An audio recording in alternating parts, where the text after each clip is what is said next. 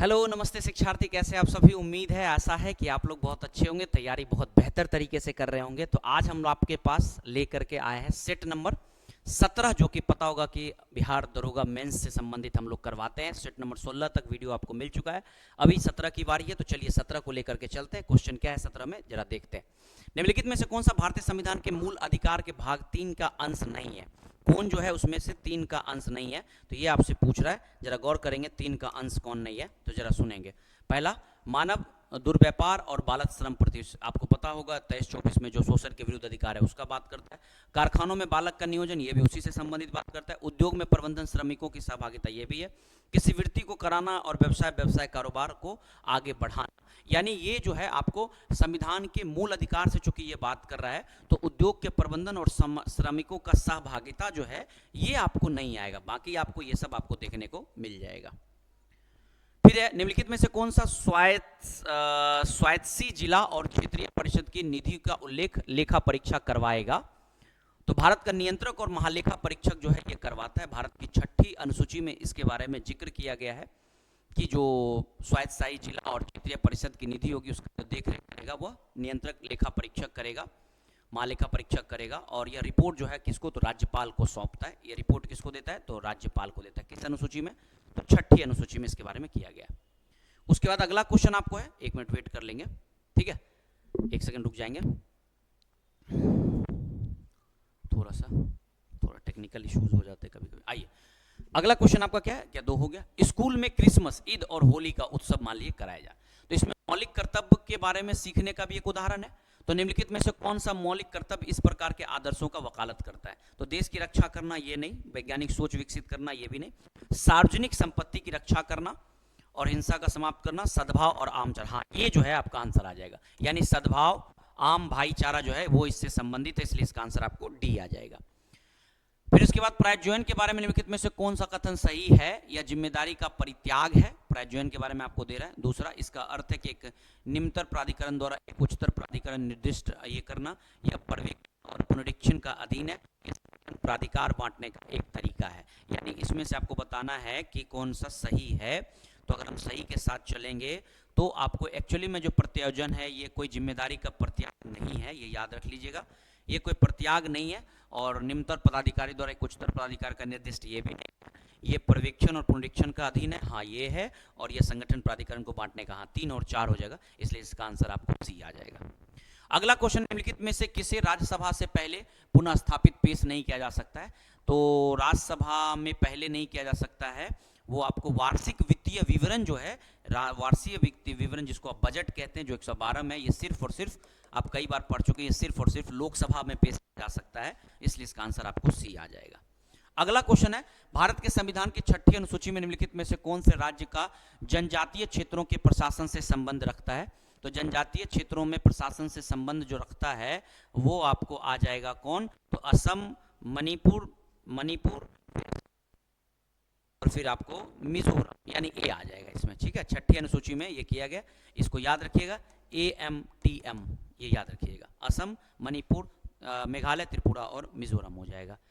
फिर उसके बाद पंचायती राज व्यवस्था के संदर्भ में, क्या यहाँ क्लियर है ना सबका, इसमें तो कोई दिक्कत नहीं होना चाहिए सबको। असम, मणिपुर, मेघालय, त्रिपुरा नहीं, बल्कि AMTM अगर होगा तो आप इसके साथ जाएंगे, ठीक है। उसके बाद क्या है कि 73वां संविधान संशोधन पंचायत राज को संवैधानिक दर्जा दिया गया, चलिए ठीक है, मान लेते हैं 1 मिनट के लिए। फिर उसके बाद दूसरा आपको क्या कह रहा है कि सभी स्तरों पर महिलाओं के लिए 1/3, बिल्कुल सही बात है, 1/3 जो महिलाओं के लिए किया गया, इसका कार्यकाल 6 वर्ष, यही गलत हो गया ना, 5 वर्षों का होता है। तो 3 आपका गलत, आपका क्या है सही है, इसलिए आपको 1 और 2 हो जाएगा, बाकी तीसरा जो है आपका गलत है। भारतीय संविधान में प्रदत्त कौन सा अधिकार गैर नागरिकों को उपलब्ध है। गैर नागरिकों को जो उपलब्ध अधिकार है, संवैधानिक निराकरण का उपाय, गैर नागरिक मतलब जो भारत की नागरिकता नहीं ली उनका बात कर रहा है। संवैधानिक निराकरण का अधिकार जो है वो यही हो जाएगा, यही जो है वो आपको उपलब्ध हो जाएगा। CDP और NEC पुनर्गठन 1957 में NDC द्वारा समिति कौन सी थी, जिसे ग्रामीण स्थानीय सरकार के त्रिस्तरीय, आपको कई बार पढ़ चुके, बलवंत राय मेहता समिति जो है वो इससे संबंधित है 1957 में, जो कि 3 स्तर का बात करता है, जैसे ग्राम पंचायत का, पंचायत समिति का और जिला परिषद का बात करता है। तो ये आप देख सकते हैं। महत्वपूर्ण संवैधानिक निकाय दिया गया और उससे संबंधित आपको क्या किया गया, आर्टिकल दिया गया। तो सबसे पहला बात करते हैं क्या नाम है आपको, वित्त आयोग 280 में है। फिर इसका निर्वाचन आयोग 324 में है, इसमें कोई डाउट नहीं है। तो 1 का 2 और 2 का 1 देख, 2 का 1, बाकी तो होगा नहीं, इसलिए इसका आंसर आप यहां से लगा सकते हैं। ये तो आपको लॉजिकली चलना है आंसर लेकर के। निम्नलिखित में से कौन सा कथन सही नहीं है?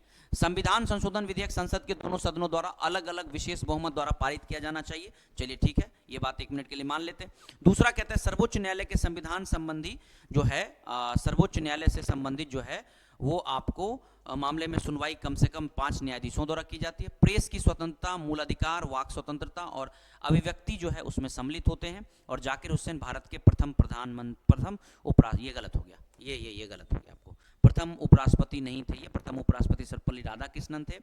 ये जो है वह द्वितीय आप कह सकते हैं कि दूसरे जो है उपराष्ट्रपति के तौर पे ये थे। निम्नलिखित में से राज्यों का सृजन जो है 1960 के बाद हुआ था, उनके गठन के आरोही क्रम में आपको करना है। मतलब राज्यों का गठन 1960 के बाद हुआ, उसको आरोही क्रम में आपको बताना है। तो सबसे पहला बात कर लेते हैं। सबसे पहला अगर हम बात करेंगे इसमें, तो आपका आंसर क्या क्या आएगा जरा गौर कर लीजिए। सबसे पहला आपको दिया है हरियाणा, तो हरियाणा जो है साल 1966 में बना था। सिक्किम जो है 1975 में बना था। नागालैंड जो है 1963 में बना था। और ये जो है आपको 1972 में बना था, मेघालय 1972 में। आइए गौर करिए जरा, 63, 66, नागालैंड 3, फिर उसके बाद 66 तो 1, और उसके बाद आपको क्या हो जाएगा, मेघालय और सिक्किम, यानी आंसर आपका सी हो जाएगा। अगला क्वेश्चन क्या है? अगला क्वेश्चन हमारा क्या है? भारतीय संविधान में निम्नलिखित में से कौन सा अनुच्छेद भारत की द्विसदनी सदन का प्रावधान, मतलब भारत में 2 सदन हो, जिसमें आप लोकसभा राज्यसभा सुनते भी होंगे। 2 सदन है, संसद हालांकि 3 से मिलकर बनता है, लोकसभा राज्यसभा, और संसद से राष्ट्रपति से। तो 79 में इसके बारे में जिक्र किया गया, याद रखिएगा। 59 में तो आपको पता होगा उनके शर्तों की बात की गई है, तो आप इसको देख लीजिएगा। 49 जो है वो हमारा जो स्मारक वगैरह है राष्ट्रीय, उसका देख रेख का बात करता है। 89 जो है वो आपको राज्यसभा के सभापति और उपसभापति का बात करता है। एक तरफ आपको इसमें क्या किया गया है कि ऑप्शन दिया गया है कि सूचियां दिया गया, उसमें आपको क्या करना है, नृत्य क्षेत्रीय खंड है। दूसरी तरफ इसके बारे में ये आपको दिया गया है, तो इसमें आपको करना क्या है, तो मरुत फिर उसके बाद आपको कुबरन मक्कल, मुलई मक्कल और नेतल मक्कल, अलग अलग ये जो है आपको दिया गया है। मरुत मक्कल जो है वो आपको हलवाहा, फिर कुरबन मक्कल जो है वो आपको पहाड़ पे रहने वाले लोग। फिर उसके बाद देखिएगा 1 का 3 और 3 का 2 का 4, यानी ये आपका आंसर आ जाएगा। चलिए क्वेश्चन क्या है अगला, कि जो EEZ हमारा, जिसको आप स्पेशल इकोनॉमिक जोन कहते हैं, संबंधित तटीय राष्ट्रों का एक अन्य जो है, कौन सा क्षेत्राधिकार इसमें संबंधित नहीं है, तो महासागरीय निक्षेप खनन का सर्वेक्षण और दोहन, ठीक सही है। समुद्री जल और मत्स्य ग्रहण, ये भी ठीक है। आपको पता होगा ना, समुद्र तट से 200 किलोमीटर का जो 200 जो नॉटिकल माइल्स होता है, पेनम कहते हैं समुद्री दूरी, उसमें जो है क्षेत्र आपको प्रोवाइड कराया जाता है स्पेशल इकोनॉमिक जोन के तहत में। तो उसमें ये सब के सब आपको दिख जाएंगे, ये आपको नहीं दिखेगा, ठीक है। ये केबल वगैरह बिछाया जाना, ऐसा कुछ ऐसा कॉन्सेप्ट नहीं है। चेन्नई से कोलकाता के यात्रा में सड़क मार्ग पर कौन कौन नदी आपको आएगा, वो आपको बताना। मतलब चेन्नई से आप कोलकाता की तरफ आएंगे तो सबसे पहला जो आपको नदी मिलेगा, वो सबसे पहला नदी पेन्नूरू मिलेगा, जो कि आंध्र प्रदेश वाला क्षेत्र में होगा, तो आपको पेन्नूरू हो जाएगा ये। चलिए ठीक है। फिर जब उससे पहले आप ऊपर चलेंगे तो आपको कृष्णा नदी आ जाएगा, फिर उसके ऊपर गोदावरी, फिर नदी, फिर सुवर्ण रेखा। तो आप ये कर लेंगे, क्योंकि ये ऊपर से नीचे से ऊपर के क्रम में। किसी कास्ट भूमि का सर्वाधिक आम स्थलाकृति के रूप में घोल रंध्र सिल्क होल, मतलब कास्ट जो है घुल करके जो बनता है अंदर, तो स्थलाकृति के रूप में घोल रंध्र ऐसा गर्त अवमन है जिसकी गहराई 1 मीटर के से भी कम हो, कई 100 मीटर हो सकती है। बिल्कुल सही बात है, इसकी गहराई जो है वो कई मतलब मीटर से लेके कई 100 मीटर हो सकते हैं, ये भी सही है। और किसी कास्ट की भूभाग सर्वाधिक आम स्थलाकृति घोल का एक भाग होता है। दोनों का दोनों सही है और एक दूसरे को व्याख्या भी करता है, इसलिए इसका आंसर आपको ए हो जाएगा। निम्नलिखित में से कौन सा झीलों का जोड़ा सू नहर द्वारा जोड़ा जाता है, तो सू नहर को द्वारा जो जोड़ा जाता है वो आपको सुपीरियर और ह्यूरन जो है वो आपको देखा जाएगा, सू जो है ये आपको मिल जाएगा। पृथ्वी अपनी धुरी पर 1 घंटे में कितनी डिग्री घूमती है, तो पृथ्वी अपने इस पे जो है लगभग आपको 15 डिग्री जो है वह घूमती है। इसी वजह से आपको पता होना चाहिए कि आप 1 डिग्री में 4 मिनट होते हैं, इसकी वजह से 15 चौके 60 आप जो पढ़ेंगे वो आपको इसी का एग्जाम्पल मिल जाएगा। इसके बाद क्या कहता है कि प्रायद्वीपीय पठार के बारे में कौन सा कथन सही है, दक्कन का पठार क्रमशः उत्तर से दक्षिण की ओर बढ़ते हैं। चलिए ठीक है। मालवा का जो पठार है वो आपको विंध्य के अगार ऊंचे हैं जो पठार के पूर्वी पश्चिम भाग से बनते हैं, और यही तो आपका लगता है कि गलत हो गया, यही आपका गलत हो गया क्या, क्योंकि मालवा के पठार बिंद के कगारों से ऊंचे हैं, जो पठार का पूर्वी पश्चिम भाग बनता है। नहीं, ये गलत हो गया आपको, ये आपको जो है बिंद श्रेणी का हिस्सा है और यह दक्षिण की ओर थोड़ा सा ये ऊंचा है।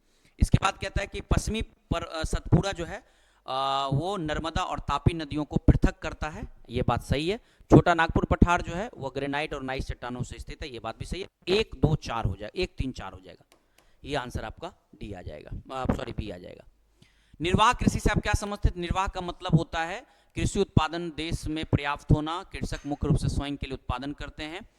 कृषक जो है वह मुख्यतः स्वयं के लिए उत्पादन करते हैं, ये खुद के लिए उत्पादन करते हैं, है ना। इसमें निर्वाह कृषि का मतलब होता है ये खुद के लिए क्या करते हैं? उत्पादन करते हैं।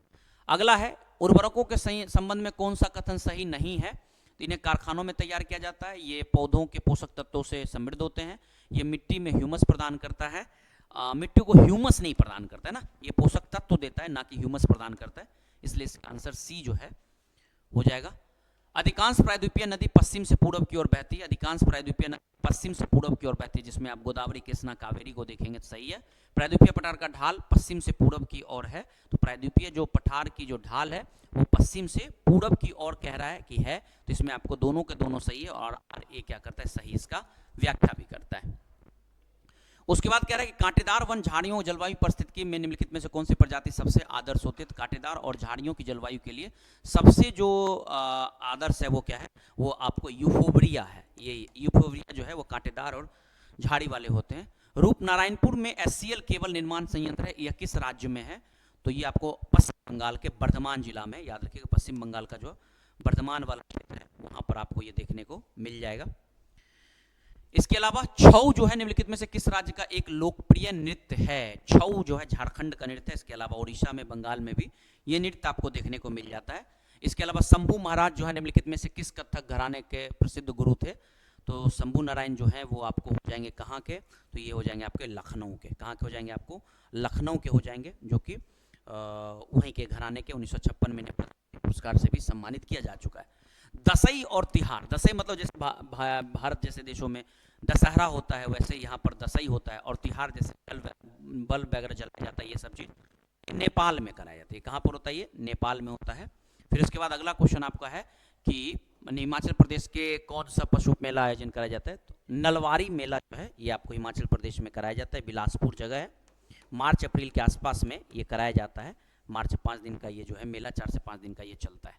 तो ये आप कॉमन सा क्वेश्चन था, प्लीज़ कर लीजिएगा, देख लीजिएगा। बाकी अगले वीडियो के साथ आपको आदित्य सर मिलते हैं, अगले वीडियो में हम मिलते हैं ऊंची उड़ान वादा सफलता का सेट नंबर 18 के साथ। हेलो नमस्कार, ऊंची उड़ान के इस प्यारे से प्लेटफॉर्म में आपका स्वागत है। और हम लोग पूरी टीम लगी पड़ी है ताकि आपके जो मेंस का एग्ज़ाम का डेट आ चुका है उसकी तैयारी बहुत ज़ोरों शोरों से हो। बता दें कि सेट नंबर 17 है ये हमारा, और ये ऑलरेडी आपका टेस्ट हो चुका है। अब इस पे यूट्यूब एनालिसिस की बारी है, क्योंकि हम लोग जितने भी ऊंची उड़ान की टीम है, पूरी ऊंची उड़ान आपके बिहार के हर एक अलग अलग ज़िले में टेस्ट कंडक्ट कराती है, और उसका एनालिसिस आपको यूट्यूब पर बाकायदा पूरा फ्री आपको दिया जाता है। और उम्मीद किया जाता है कि इन सारे टेस्ट सीरीज़ को आप काफ़ी बेहतर तरीके से करेंगे और अपने जो तैयारी है उसको और सुंदर बनाएंगे। आते हैं 30 नंबर तक के सवाल को आपने ऑलरेडी सुमित सर के साथ कवर कर लिया है। अब आगे हम लोग बढ़ते हैं और सवाल चलता है अपना 31वां नंबर से, और 31 नंबर का सवाल है कथन और कारण के ऊपर। कथन ये बोला जा रहा है क्या? कथन ये बोला जा रहा है कि हर्षवर्धन ने प्रयाग संसद में आयोजित की थी। हर्षवर्धन प्रयाग संसद आयोजित करते हैं, ये बात बिल्कुल सही है।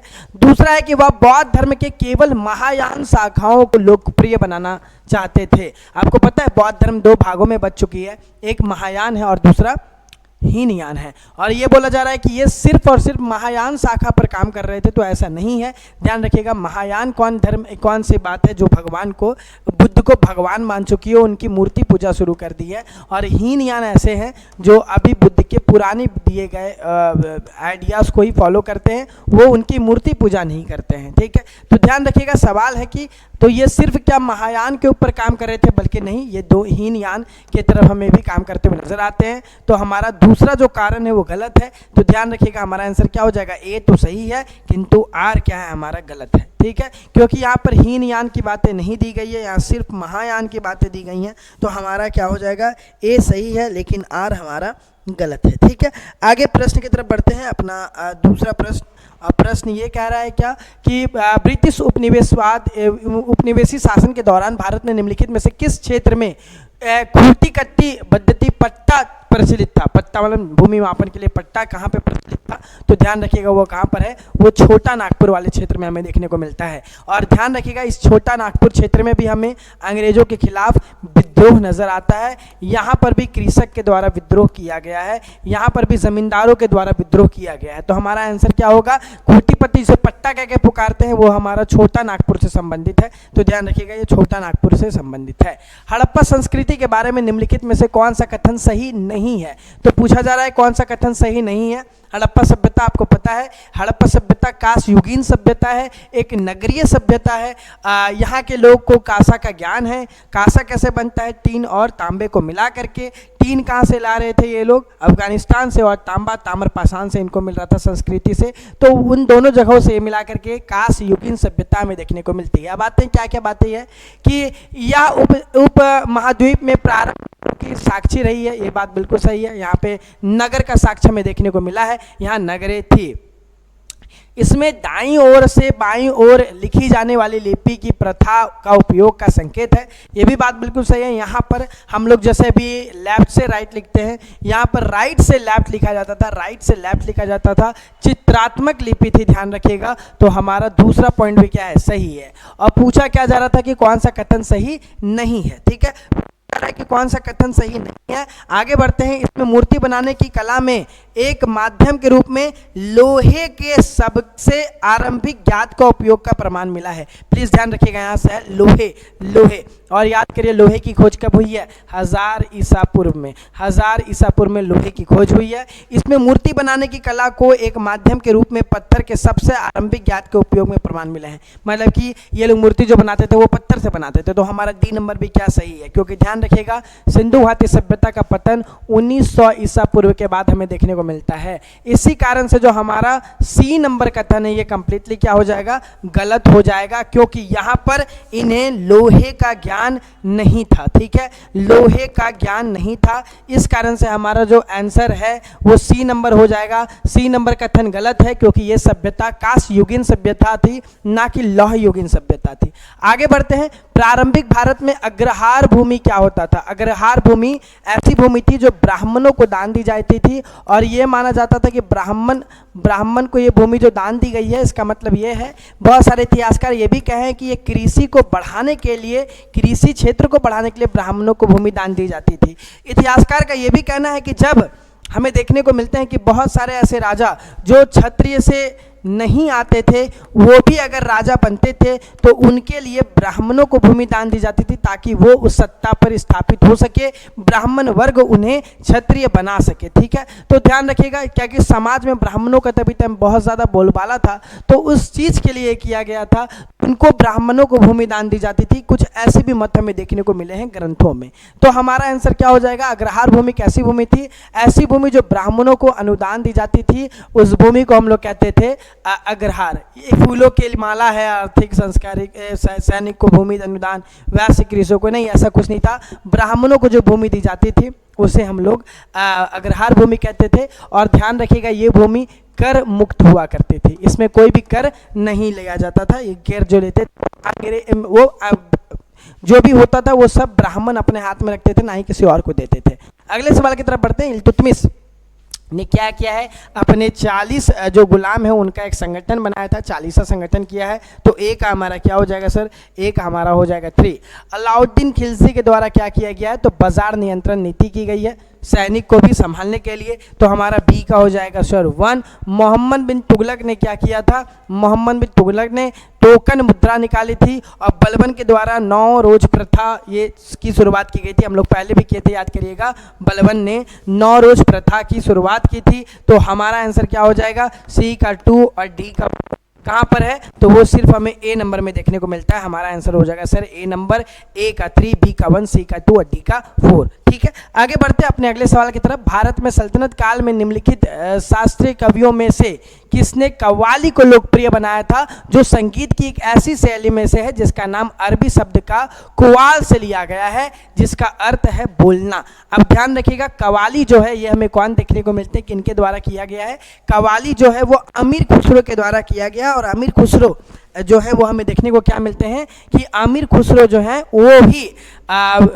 हमें देखने को मिलेंगे क्या कि वो चिश्ती सिलसिला के अंतर्गत आते थे, और उनके कारण भी कहीं ना कहीं चिश्ती सिलसिला का बहुत ज़्यादा बोलबाला होता है। तो ध्यान रखिएगा, आमिर खुसरो हैं जो बहुत अधिक कव्वाली करते हुए हमें नजर आते हैं, और कव्वाल करते हैं, और अमीर खुसरो को तोता कह के भी, भारत का तोता कह के भी पुकारा जाता है। तो हमारा आंसर क्या हो जाएगा? हमारा आंसर होगा बी नंबर, आमिर खुसरो हमारा राइट आंसर होगा। ठीक है, आगे बढ़ते हैं अभिकथन और कारण के ऊपर। अभिकथन है, इल्तुतमिश को दिल्ली सल्तनत का वास्तविक संस्थापक माना जाता था।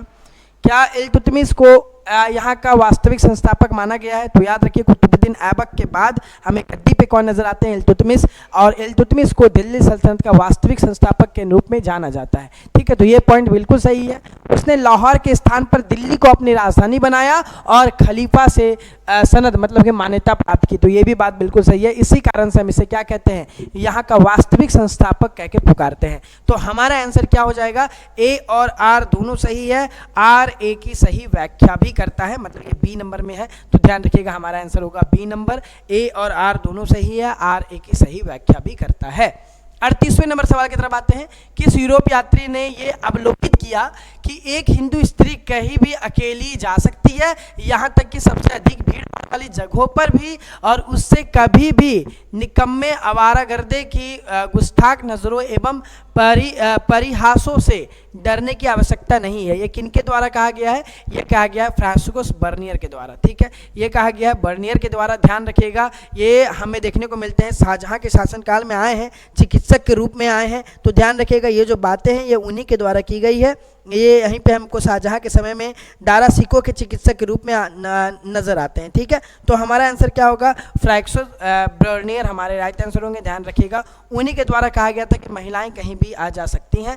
तो ध्यान रखिएगा, हमारा आंसर होगा ए नंबर। ठीक है, आगे बढ़ते हैं। फ्रांस की क्रांति के संबंध में वर्ष और घटना के निम्नलिखित में से कौन सा संयोजन सही सुमेलित है? तो ध्यान रखिएगा, सही सुमेलित क्या है? वो सही सुमेलित है 1800। सही सुमेलित पूछा जा रहा है, तो 1898 में नेपोलियन कोड तो नहीं था। ध्यान रखिएगा, नेपोलियन कोड तो 1800 एंड 1900 इसमें नहीं था। ठीक है, ये 1804 में हमें देखने को मिलता है। तो इसी कारण से इसमें सही सुमेलित बस एक ही है, वो क्या है? 1792 में नेशनल कन्वेंशन। ठीक है, 1792 में नेशनल कन्वेंशन। और ध्यान रखिएगा, फ्रांस की क्रांति, यही फ्रांस की क्रांति से भारत में भी हमें देखने को मिलता है कि बहुत ज़्यादा राष्ट्रवाद का उदय हो रहा होता है। और जब ये राष्ट्रवाद का उदय की बात चल रही होती है तो हम लोग फ्रांस का ही एग्जाम्पल ले रहे होते हैं। तो हमारा इसमें राइट आंसर क्या होगा? C number, 1792। ठीक है, आगे बढ़ते हैं। इल्बत विधेयक के बारे में पूछा जा रहा है, जो 1883 में लाई गई थी, के बारे में निम्नलिखित में से कौन सा कथन सही है?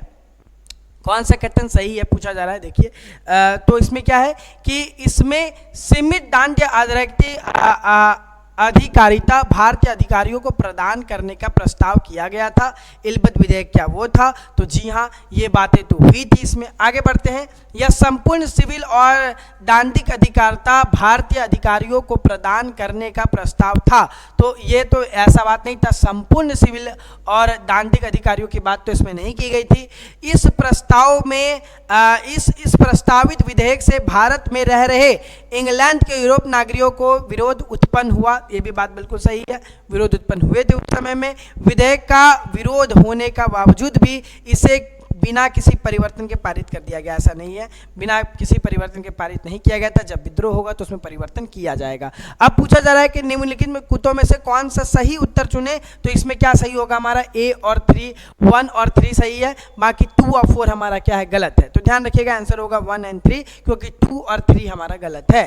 अलेक्जेंडर करेंसी कौन सी है? अलेक्जेंडर करेंसी किसे कहा जाता है? तो ध्यान रखिए, अक्टूबर क्रांति से पहले रूस की अंतरिम संस्कार के प्रधान थे, ठीक है, अलेक्जेंडर करेंसी, ठीक है। तो अलेक्जेंडर करेंसी कौन थे? वो अक्टूबर क्रांति से पहले रूस के अंतिम संस्कार के सरकार के प्रधान हुआ करते थे। तो ध्यान रखिएगा, हमारा आंसर होगा ए नंबर, अक्टूबर क्रांति से संबंधित। हम आपको बार बार कहते हैं कि ऊंची उड़ान आपके लिए निरंतर प्रयास जारी रखी हुई है। ऐसा मेंस की तैयारी आपको जोरों शोरों से कराई जा रही है। उम्मीद है कि इन सारे टेस्ट का आप बिहार के अलग जिलों में जो टेस्ट कराई जा रही है वहाँ जाके आप टेस्ट दे रहे हैं और साथ ही साथ आप इन सारे सेशन को ऑनलाइन अटेंड भी कर रहे हैं। 42वें नंबर सवाल की तरफ आते हैं। सितंबर 1923 में अक्टूबर के विशेष सत्र की अध्यक्षता किसने की थी और 35 वर्ष की आयु में कांग्रेस के अध्यक्ष रूप में चुने जाने वाले सबसे कम उम्र के व्यक्ति बने थे? कौन थे? अब्दुल कलाम, ठीक है, याद रखिएगा कौन? मौलाना अब्दुल कलाम आज़ाद सबसे कम उम्र के मात्र 35 वर्ष के थे और उन्होंने 1923 सितंबर में कांग्रेस के विशेष रूप से सत्र से अध्यक्षता की थी और सबसे कम उम्र के मतलब 35 वर्ष की आयु में उन्होंने अध्यक्ष की ये जो उपाधि है धारण की थी। तो सबसे पहले कौन होंगे हमारे हैं मौलाना अब्दुल कलाम आज़ाद, ठीक है। आगे बढ़ते हैं। निम्नलिखित में से आपको सजाना है कि कौन सा सही संस्थापकों के साथ सम्मिलित करना है। तो फ्राइडे आंदोलन किससे है? तो हाजी शरियतुल्लाह से संबंधित है, तो ध्यान रखिएगा। और मोहम्मदन लेटरी किससे संबंधित है? नवाब अब्दुल्ला लतीफ़ एसोसिएशन से संबंधित है। तो हमारा क्या हो जाएगा? ए का 4 हो जाएगा और बी का 3 हो जाएगा। ए का 4 एंड बी का 3 कहाँ पर है? ए का 4 और बी का 3 हमें यहीं पे देखते हैं। सिंपल सा सवाल बनता है अगर आप एक दो चीज़ को भी जानते हैं, लेकिन प्लीज़ यहाँ ध्यान रखिएगा, फराइसी आंदोलन जो है वो हाजी से संबंधित है और मोहम्मदन लोटरी जो है वो नवाब अब्दुल लतीफ़ एसोसिएशन से संबंधित है। इंडियन पैरोट्रियंस जो है वो आपका सर सैयद खान सोसाइटी से संबंधित है और वहाबी आंदोलन जो है वो रायबरेली के सैयद अहमद से संबंधित है। तो हमारा आंसर हो जाएगा ए का 4, बी का 3, सी का 2 और डी का 1। 1923 का जो झंडा था वो झंडा सत्याग्रह किस शहर में आयोजित किया गया था? 1923 में जो झंडा सत्याग्रह था वो नागपुर में आयोजित किया गया था, ध्यान रखिएगा। तो 1923 में जो झंडा सत्याग्रह था वो नागपुर में आयोजित किया गया था, नागपुर में आयोजित किया गया था, ना ही बॉम्बे, ना ही कलकत्ता, ना ही अहमदाबाद, ठीक है। 1923 में जो हमें झंडा सत्याग्रह देखने को मिलता है वो याद प्लीज़ ध्यान में रखिएगा कि वो नागपुर में हमें देखने को मिलता है, नागपुर शहर में किया गया था। कथन और कारण के ऊपर आते हैं। गांधी जी ने 1992 ईस्वी में असहयोग आंदोलन को रोक दिया था। आप ध्यान रखिए कि आपके क्वेश्चन पेपर में भी ऐसे सवाल दिए गए हैं और अगर ऐसा है तो फिर वो गलत हो जाएगा क्योंकि आंसर शीट में ए और बी दोनों सही है, लेकिन यहाँ पर टाइपिंग मिसप्रिंट है क्वेश्चन में भी, यहाँ भी।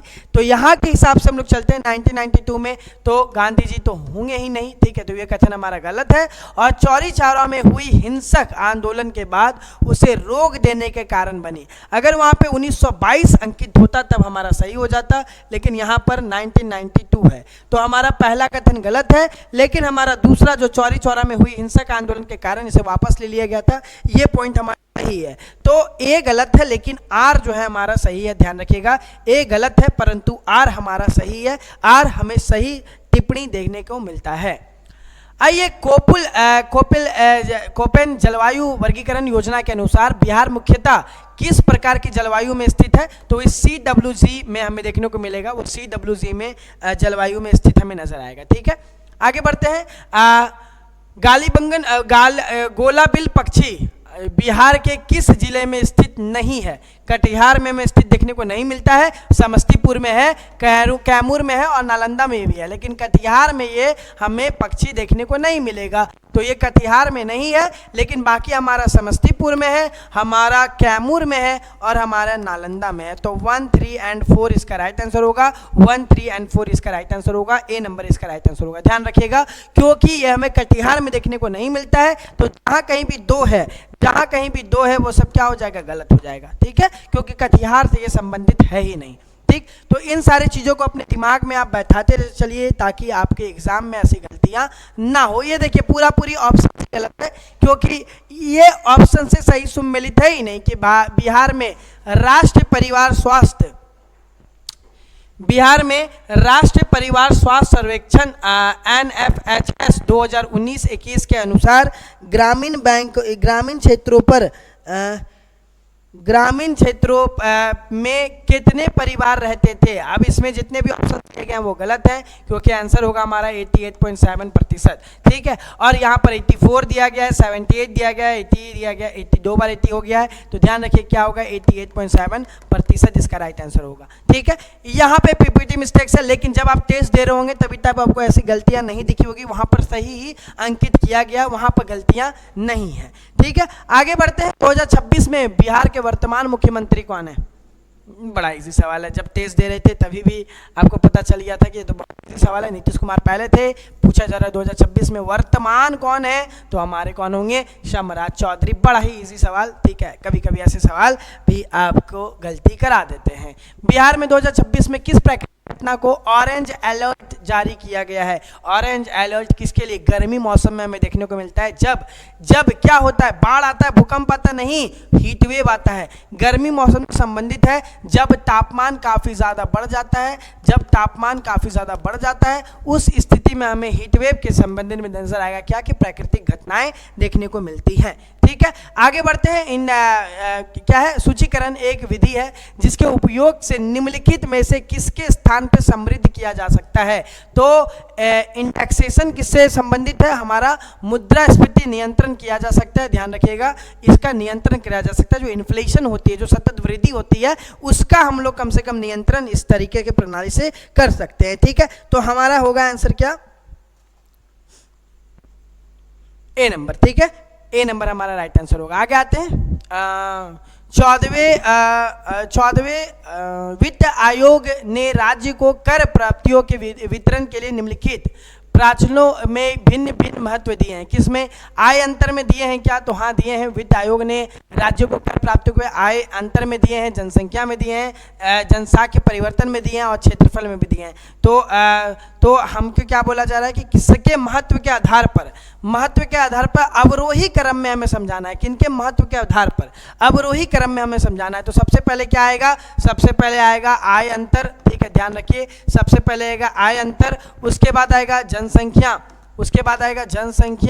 उसके बाद अवरोही, क्योंकि पूछा गया, ध्यान रखिएगा, आपको पूछा गया है अवरोही क्रम में। ठीक है, आपको पूछा गया अवरोही क्रम में, प्लीज ध्यान दीजिएगा। तो हमारा होगा आय अंतर, फिर होगा हमारा जनसंख्या, फिर होगा हमारा क्षेत्रफल। ठीक है, फिर होगा हमारा क्षेत्रफल, और उस सबसे लास्ट में हो जाएगा जनसांख्य परिवर्तन। मतलब हमको मिलेगा 1, फिर 2, फिर 4 और फिर 3। कहाँ पर है, वो बी नंबर में। ठीक है, तो हमारा राइट आंसर क्या होगा, बी नंबर राइट आंसर होगा। प्लीज देखिए, अवरोही क्रम पूछा गया था। ई बीज भारत सरकार की राष्ट्रीय ई इकोनॉमिक योजना के अनुसार अंतर्गत एक एकीकृत सेवा परियोजना है जो सितंबर 31 मिशन मोड प्रोजेक्ट का हिस्सा है।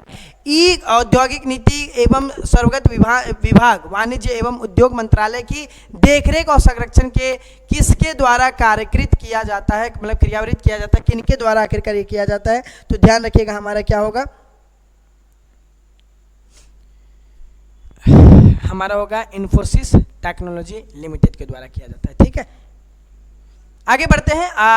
Economic and social commission for Asia and Pacific का मुख्यालय कहाँ है, ये पहले भी है, ये पहले भी हम लोग किए हुए हैं। ध्यान रखिए, आप अगर सारे सेट को दे रहे हैं, अभी तक हम लोग सेट नंबर 17 पे पहुंच गए हैं, लेकिन ये पहले भी है। हमारा आंसर क्या होगा, बैंकॉक है। याद करिए हम लोग कहाँ पे किए थे, तो ध्यान रखिए कथन और कारण में किए थे। यहाँ पे जहाँ पे मुख्यालय दिया गया था वहाँ पे नाम अलग दिया गया था, अगर आपको याद होगा तो आप समझ सकते हैं। ठीक है, आगे बढ़ते हैं। निम्नलिखित में से कौन से दिए गए कथन जिसमें दूसरा कारण बताना है, कहा गया है हाल के वर्षों में ही भारत महिलाओं के लिए श्रम की भागीदारी की दर में तेजी से गिरावट आई है।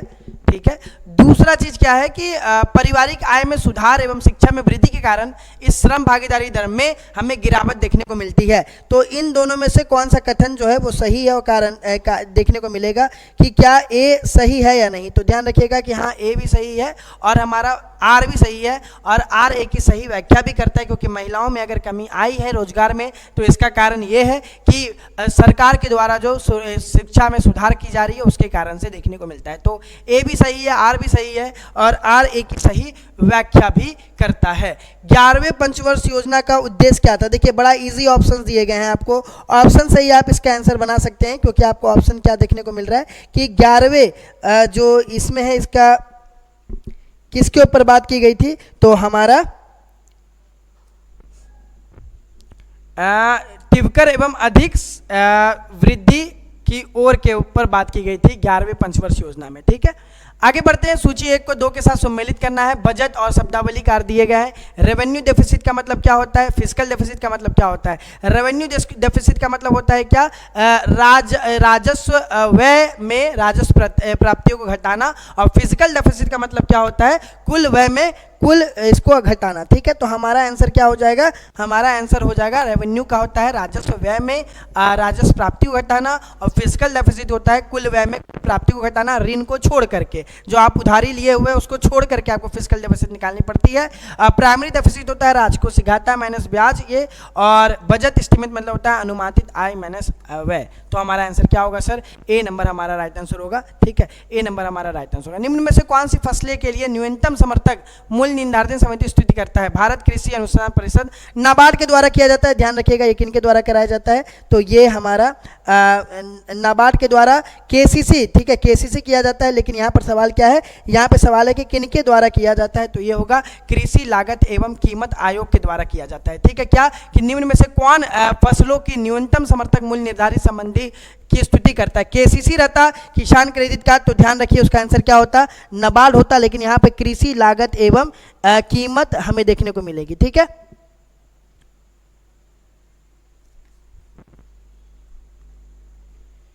आगे आइए। भारत में प्रत्यक्ष विदेशी निवेश के संदर्भ में निम्नलिखित में से कौन सी प्रमुख विशेषताएं मानी जाती है?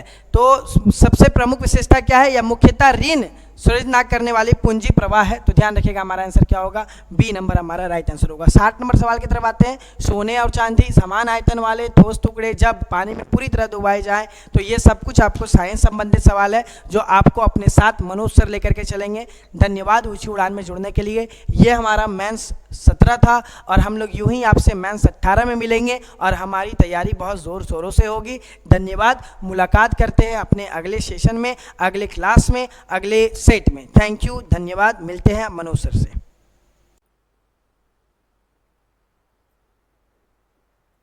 जय हिंद, नमस्कार, स्वागत है आप सभी का ऊंची उड़ान के सफलता सीरीज में। तो अभी हम लोग स्टार्ट कर चुके हैं बिहार असाइनमेंट्स का सेट नंबर 17, जिसमें अभी हम लोग साइंस, मैथ और रीजनिंग वाला पोर्शन यहाँ पे कवर करने वाले हैं। इससे पहले आदित्य सर और सुमित सर ने बाकी 59 क्वेश्चन कवर करा दिए हैं, और अभी से 41 क्वेश्चन यहाँ से मैं आपको कवर कराने वाला हूँ। तो चलिए हम लोग शुरू करते हैं साइंस वाला, जो 60 से शुरू होता है। ठीक है, कह रहा है 2 समरूप ठोस टुकड़े, एक स्वर्ण का और दूसरा चांदी का, जब पानी में पूरी तरह से डुबोए जाते हैं तो वे एक समान यानी बराबर भार दर्शाते हैं। वायु में तौले जाने पर दिया गया कि स्वर्ण का घनत्व चांदी के घनत्व से अधिक है। ठीक है, यहाँ पे सोना का घनत्व जो है वो चांदी के घनत्व से ज्यादा है, और पूछ रहा है कि वायु में तौले जाने पे क्या कंडीशन होगा। तो वायु में जब तौलेंगे, हालांकि आर्किमिडीज का सिद्धांत जो है, आर्किमिडीज के सिद्धांत के अनुसार जो आभासी भार होता है पानी के अंदर, आभासी भार जो होता है, ठीक है, आभासी भार बराबर होता है वास्तविक भार, और माइनस में कर देता है उत्प्लावन बल। ठीक है, उत्प्लावन बल। तो उसके अनुसार क्या होगा? पानी में तो ये बराबर दर्शाएगा, पानी में, क्योंकि उन दोनों का आयतन समान है, और आयतन समान है तो उनके द्वारा जल को जो हटाया जाएगा और समान मात्रा में ही हटाया जाएगा। लेकिन जब ये वायु में आता है तो यहाँ पे सोने का घनत्व तो अधिक है। ठीक है, सोने का घनत्व तो अधिक है, तो स्वर्ण के टुकड़े का भार यहाँ पे अधिक दर्शाएगा। ठीक है, सोना के टुकड़े का भार जब घनत्व तो अधिक है तो यहाँ पे हालांकि भार भी अधिक दर्शाएगा। ऑप्शन ए करेक्ट हो जाता है। आगे देखें, नेक्स्ट क्वेश्चन हमारा, जब कोई उत्तल लेंस किसी वस्तु का वास्तविक प्रतिबिंब बनाता है तो उस वस्तु और उस प्रतिबिंब के बीच की न्यूनतम दूरी किसके बराबर होती है? ठीक है, कह रहा है कि जब कोई उत्तल लेंस किसी वस्तु का वास्तविक प्रतिबिंब बनाता है, ठीक है, वस्तु का वास्तविक प्रतिबिंब बनाएगा, तो वस्तु रहेगा, वस्तु की स्थिति जो रहेगी, ठीक है, वस्तु की स्थिति जो रहेगी वो 2f पे रहेगी। ठीक है, वस्तु की स्थिति 2f पे, जैसे ये उत्तल दर्पण हो गया, ठीक है, उत्तल लेंस। इधर 2f पे वस्तु की स्थिति है, तो इसका प्रतिबिंब पीछे बनता है और उतना ही दूरी, जितना 2f इधर दूरी है उतना ही इधर भी दूरी होगा, यानी 2f का, ठीक है। ये 1 हो जाता है, ये 2 हो जाता है, इस टाइप का। तो यहाँ से यहाँ की दूरी पूछ रहा है, तो यहाँ से यहाँ की दूरी जो होगी वो 4f के बराबर होगी, ठीक है, 4f के, ठीक है। वस्तु यहाँ है 2f पे, तो इधर भी 2f पे ही प्रतिबिंब बनाएगा और दोनों के बीच की दूरी पूछ रहा है, तो दोनों के बीच की दूरी 4f हो जाएगा। तो इस तरह से कौन सा हमारा सही हो जाएगा, उस उत्तल लेंस की फोकस दूरी की 4 गुनी, ठीक है, 4 गुनी करेक्ट हो जाता है। अब देख लेते हैं, ध्वनि तरंगे निम्नलिखित में से किससे होकर नहीं गुजर सकती हैं। तो ध्वनि तरंगों को गुजरने के लिए माध्यम की आवश्यकता होती है, ठीक है, माध्यम की। ठोस हो सकता है, द्रव हो सकता है, वायु हो सकता है, ठीक है। तीनों की किसी में भी, हालांकि किसी भी माध्यम से ध्वनि गुजर सकता है। ध्वनि होता है अनुदैर्घ्य तरंग होता है, और अनुदैर्घ्य तरंगों को गमन करने के लिए माध्यम की आवश्यकता होती है। लेकिन यहाँ पूछ रहा है ध्वनि तरंगें निम्नलिखित में से किससे होके नहीं गुजर सकती हैं। तो ये निर्वात से होके, यहाँ पे निर्वात लिखा है, निर्वात कर लीजिएगा, ठीक है। निर्वात से होके हालांकि ये नहीं गुजर सकती। निर्वात में रखे हुए लकड़ी के खोखला, हालांकि लकड़ी जो उसमें रखा है वो भी निर्वात कंडीशन में ही रहता है, तो वहां से ध्वनि नहीं गुजर सकती है, ठीक है। प्रकाश गुजर सकता है निर्वात से, लेकिन ध्वनि नहीं गुजर सकती है। ध्वनि को किसी न किसी माध्यम की आवश्यकता होती है। यहाँ है सूची 1 का सूची 2 से मेल करना है, ठीक है। सूची 1 का सूची 2 से सुमेलित करना है। तारों का टिमटिमाना क्या होता है, अपवर्तन के कारण होता है, ठीक है। तारे जो हमसे इतने करोड़ों किलोमीटर दूर हैं, ठीक है, वहां से उसका प्रकाश चलता है, तो रास्ते में बहुत सारा वायु, गैसों का लेयर, निर्वात, ये सब मिलता रहता है, तो उसका प्रकाश हालांकि अपना दिशा बदलता रहता है, जिससे उसका अपवर्तन होता रहता है ना। तो अपवर्तन के कारण तारों का टिमटिमाना दिखाई देता है। आकाश का नीला रंग, ये तो प्रकीर्णन के कारण होता है। इंद्रधनुष का बनना, ये बड़ विक्षेपण के कारण होता है, ठीक है। और ऑप्टिकल फाइबर जो होता है वो पूर्ण आंतरिक परावर्तन के सिद्धांत पे कार्य करता है। तो इस तरह से हमारा 2 1 4 3 हो गया। किसमें है, 2 1 4 3 ऑप्शन सी में दिया हुआ है। 2 1 4 3 ऑप्शन सी में दिया हुआ है। आगे देखें, तो परिनालिका के भीतर चुंबकीय क्षेत्र पूछ रहा है। परिनालिका के भीतर जो चुंबकीय क्षेत्र होती हैं वो समांतर दिशा में गति करती है, ठीक है। इनका दिशा होता है समांतर। जब समांतर होंगी और बराबर मात्रा में होंगी तो ये एक समान ही रहेंगे, ठीक है, एक समान ही परिनालिका में चुंबकीय क्षेत्र दर्शाया जाता है। ऑप्शन डी करेक्ट हो जाएगा। आगे देख लें, तो उस भौतिक विज्ञान का नाम बताएं जिसे न्यूट्रॉन की, उस भौतिक विज्ञानी का नाम बताएं जिसे न्यूट्रॉन की खोज का श्रेय दिया जाता है। तो न्यूट्रॉन की खोज किसने किया था, चैडविक ने, ठीक है। चैडविक कब किए थे, तो 1932 में इन्होंने इसकी खोज की हुई थी, 1932 में। हालांकि यहाँ पे दिया हुआ है 1932 में दी गई इस खोज के कारण उन्हें नोबेल पुरस्कार दिया गया था। नोबेल पुरस्कार उनको 34-35 में लगभग दिया गया था, ठीक है। तो ये हो जाते हैं जेम्स चैडविक, किसकी खोज के लिए, न्यूट्रॉन की खोज के लिए। और वहीं बात करें इलेक्ट्रॉन की खोज, तो जे थॉम्सन ने किया था।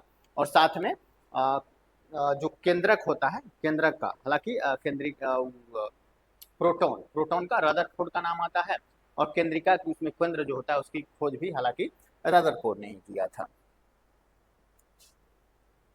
आगे देखें, तो अभिकथन और कारक दिया हुआ है। अभिकथन में क्या कह रहा है, अभिकथन में यहाँ पे कहा जा रहा है कि हीरे, डायमंड का उपयोग कांच काटने में किया जाता है। कांच को काटना रहता है तो उसके लिए डायमंड का प्रयोग किया जाता है। ये क्यों किया जाता है, क्योंकि जो हीरा होता है, ठीक है, जो हीरा होता है वो अधिक कठोर होता है।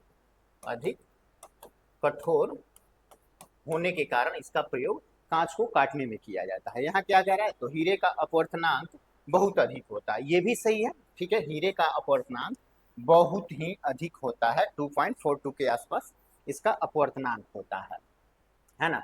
दोनों के दोनों सही है, लेकिन ये इसको व्याख्या नहीं कर रहा है। यहाँ पे कह रहा है कि हीरे का उपयोग कांच काटने के लिए किया जाता है, और यहाँ पे कह रहा है हीरा का अपवर्तनांक बहुत उच्च होता है। हालांकि दोनों तो सही है, उच्च होना ये नहीं दर्शाता है कि ये हीरे को, हालांकि कांच को काट रहा है।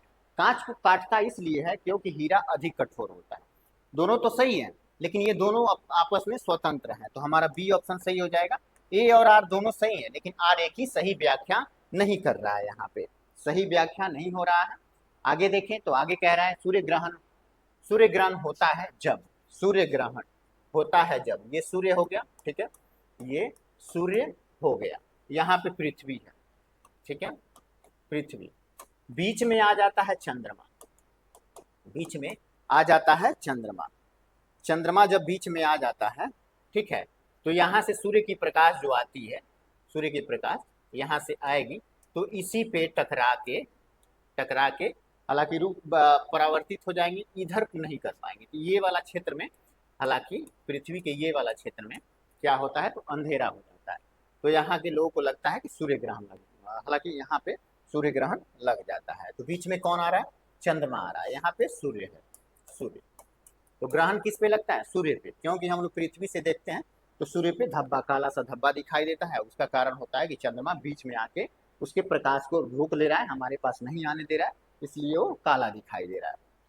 ठीक है। और वहीं पूछे चंद्र ग्रहण, तो सूर्य यहाँ तो रहेगा ही, अपने कंडीशन में सूर्य रहेगा, लेकिन पृथ्वी बीच में आ जाएगी, पृथ्वी टहलते टहलते बीच में आ जाएगी, और यहाँ पे चंद्रमा रहेगा, चंद्रमा, तो सूर्य का प्रकाश को ये रोक लेगी, इस पे पहुंचने नहीं देगी, तो हालांकि ये अंधेरा दिखेगा, है ना, तो यहाँ पे चंद्र ग्रहण हो जाता है। तो यहाँ पूछ रहा है सूर्य ग्रहण होता है जब चंद्रमा सूर्य और पृथ्वी के बीच में आ जाए, ये ऑप्शन सही हो जाता है। जब चंद्रमा सूर्य और पृथ्वी के बीच में आ जाता है तो उस कंडीशन में क्या होता है, तो सूर्य ग्रहण लगता है, और वहीं जब पृथ्वी सूर्य और चंद्रमा के बीच में आ जाए तो चंद्र ग्रहण लगता है।